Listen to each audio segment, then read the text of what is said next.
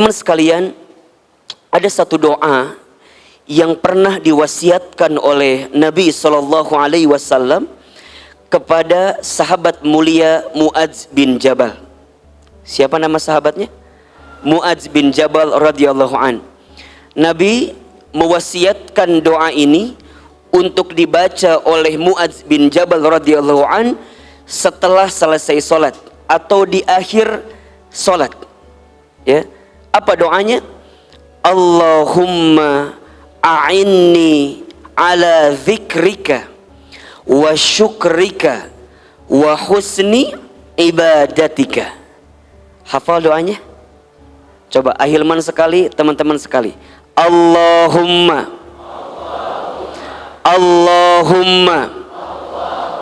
a'inni ala zikrika wa syukrika wa husni ibadatika.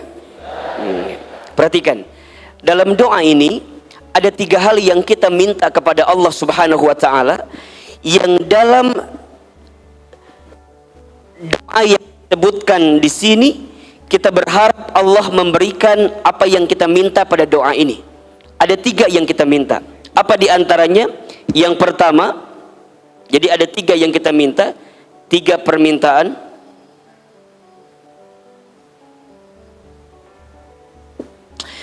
Yang pertama kita minta kepada Allah, Allahumma ya Allah, a'inni, tolonglah aku, ya, ala zikrika, untuk mengingatmu, menyebut namamu, berzikir kepadamu. Jadi yang pertama yang kita minta adalah hari-hari kita diisi untuk senantiasa ingat dengan Allah, mengingatmu.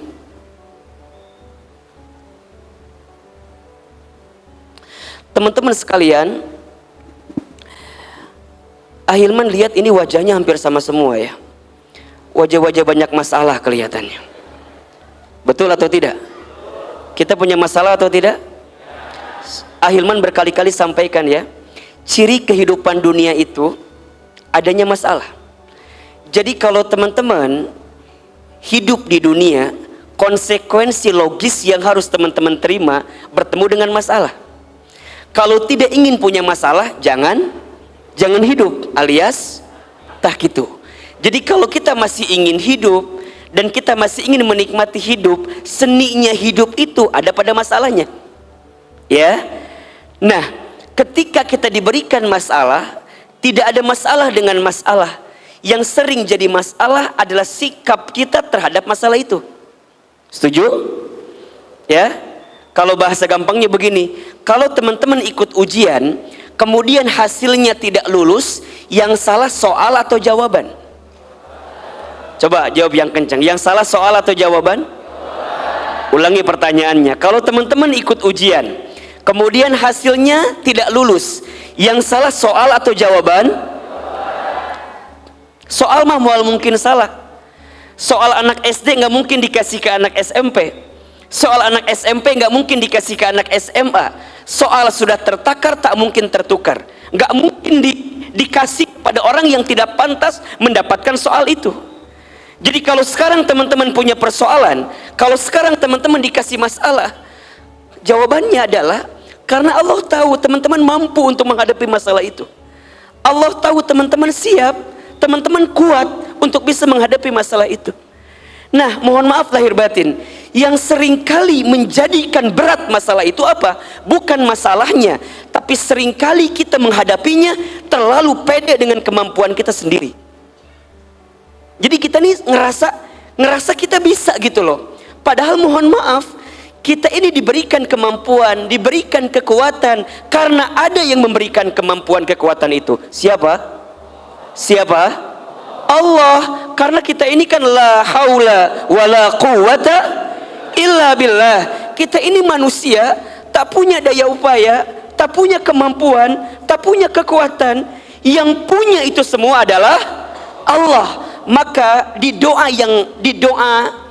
pertama yang kita minta apa? Allahumma a'inni ala zikrika, ya Allah, tolong aku agar senantiasa mengingatmu, menyebut namamu, berzikir kepadamu.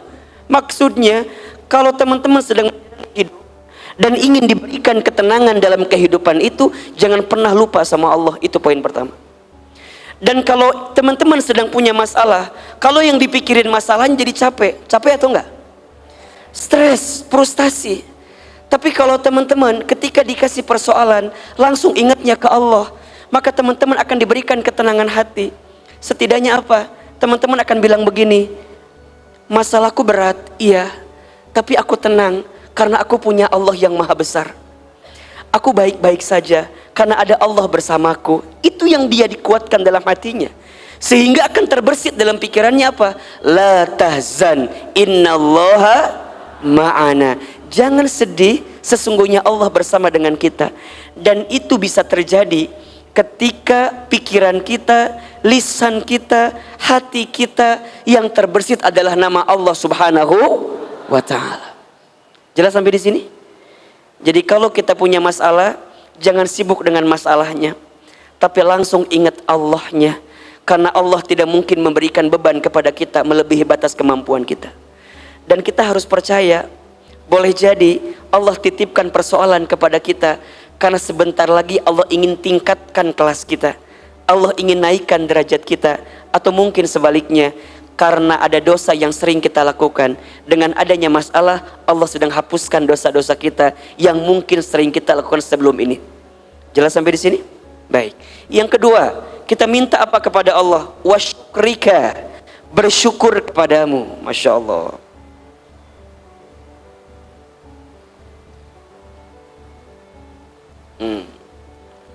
Minta bersyukur. Coba Ahilman tanya, ada nggak yang kurang yang Allah berikan kepada kita? Tolong jawab, ada atau tidak? Tolong yang kencang jawabannya, ada atau tidak? Ulangi lagi, ada tidak yang kurang yang Allah berikan kepada kita? Ada atau tidak? Yang sering kurang siapa? Tidak ada yang kurang yang Allah berikan kepada kita. Semua sudah diciptakan oleh Allah yang maha adil dengan proporsi yang sempurna. Betul apa enggak? Ya, tidak ada yang kurang yang Allah berikan kepada kita. Yang kurang siapa Ahilman? Yang kurang bukan pemberian Allahnya, yang kurang kitanya. Kita kurang apa? Dikasih nikmat, kurang syukur. Dikasih ujian, kurang sabar. Ketika beramal, kurang ikhlas. Ketika ada takdir, kurang ridho. Kalau dikumpulin, kurang ajar. Kan itu yang sering Ahilman sampaikan ya. Dikasih nikmat kurang apa? Jawab, dikasih nikmat kurang apa? Kurang syukur. Dikasih ujian kurang apa? Kurang sabar. Ketika beramal kurang apa? Kurang ikhlas. Ketika ada takdir kurang apa? Kurang ridho. Kalau dikumpulin kurang apa? Ulangi lagi, dikasih nikmat kurang apa? Kurang syukur. Dikasih ujian kurang apa? Kurang sabar. Ketika beramal kurang apa? Kurang ikhlas. Ketika ada takdir kurang apa? Kurang ridho. Kalau dikumpulin kurang apa? Siapa yang kurang ajar di sini?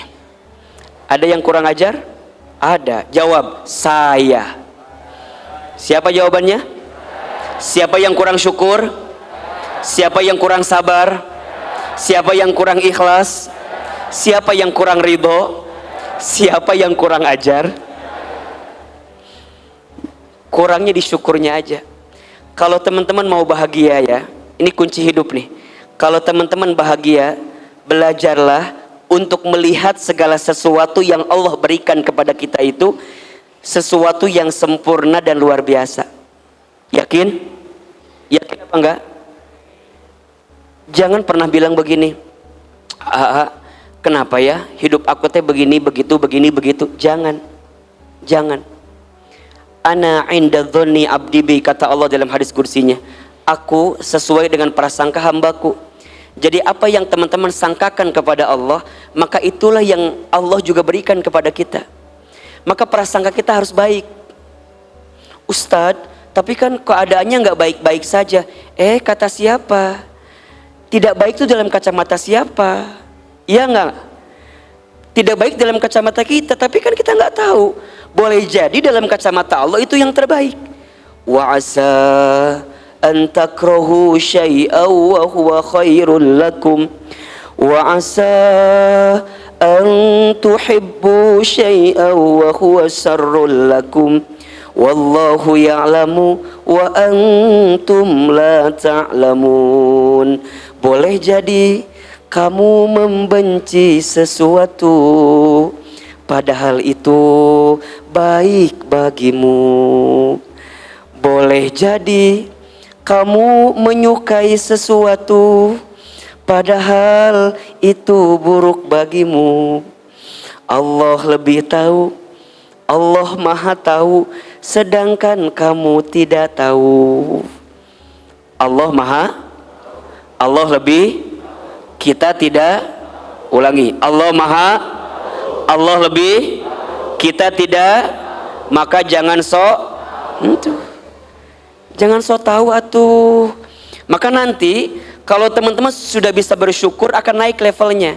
Bersyukur itu bukan karena semuanya baik-baik saja, tapi bersyukur itu karena kita percaya selalu ada sisi baik di balik sesuatu yang kita anggap tidak baik. Catat status hari Senin itu ya. Hari apa? Jadi bukan karena semuanya baik-baik saja, bukan. Tapi kita percaya di balik sesuatu yang kita anggap nggak baik pasti ada kebaikan. Karena Allah nggak mungkin ngasih yang nggak baik untuk kita, betul? Kita aja yang suka nerimanya dengan kacamata yang nggak baik. Kita aja yang suka kali melihatnya dengan pandangan yang tidak baik. Padahal boleh jadi ada hikmah di balik musibah, ada pelajaran di balik ujian. Kadang-kadang kita itu harus ngalamin dulu terjatuh, jadi tahu jatuh tuh nggak enak, jadi tahu jatuh tuh nggak menyenangkan, agar kita bisa bangkit setelah jatuh itu. Maka tidak penting seberapa sakitnya kamu terjatuh, tapi yang paling penting seberapa kuat engkau bisa bangkit dari jatuh itu. Catat, hari Selasa itu statusnya tuh. Jadi yang pertama minta sama Allah untuk nginget Allah terus. Allah dulu, Allah lagi Allah. Dan yang kedua apa? Banyak bersyukur kepada Allah. Jadi punten ya, kalau sore ini ada yang sedang patah hati, ada apa enggak? Aman? Ada yang sedang sakit hati, ada? Ada yang ditinggal nikah sama mantannya, ada? Ada? Yang mana orangnya? Catat ya, buanglah mantan pada tempatnya. Apa kalimatnya? Buanglah mantan pada tempatnya. Teman-teman ingin tahu nggak bagaimana cara membalas sakit hati dari mantan kita? Mau tahu? Buktikan kalau dia menyesal meninggalkan kita.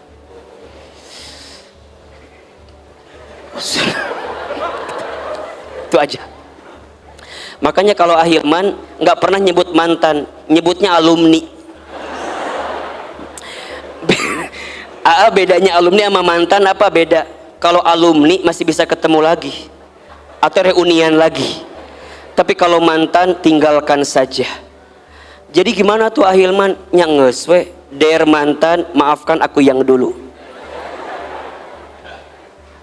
Dulu banyak banget yang mungkin mohon maaf ya, nggak pernah nyangka kalau Ahilman sekarang dengan izin Allah jadi begini.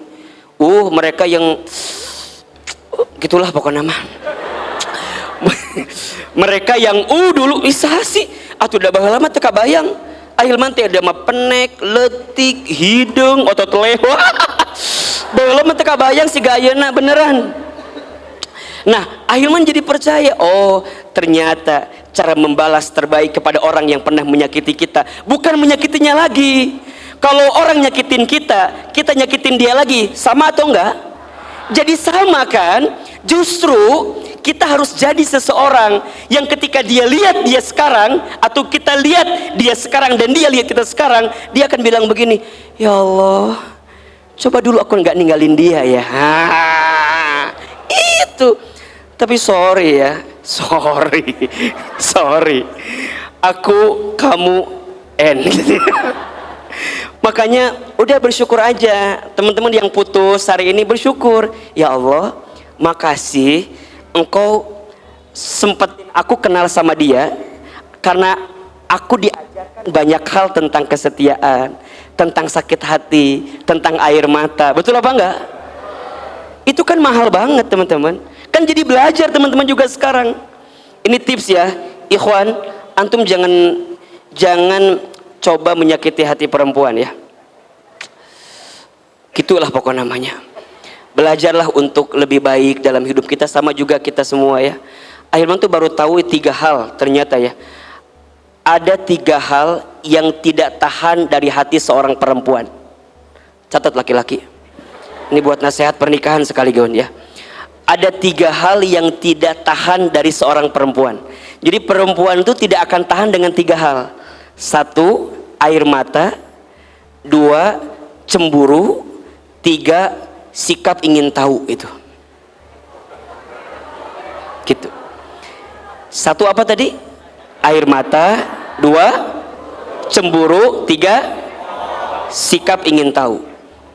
Teman-teman belajar ya, agar nanti rumah tangga kita tidak layangan putus ya. Jadi belajar memahami satu sama lain. Nanti pekan depan kita bahas untuk laki-laki apa tiga hal yang tidak bisa ditahan oleh laki-laki ya. Cuman yang paling satu, itu bukan duit saya tanya. Jadi yang ketiga, nah lihat setelah kita mengingat Allah, bersyukur, nah ini nih, wa husni ibadatika, kita minta sama Allah untuk bisa apa? Memperbaiki ibadah kita.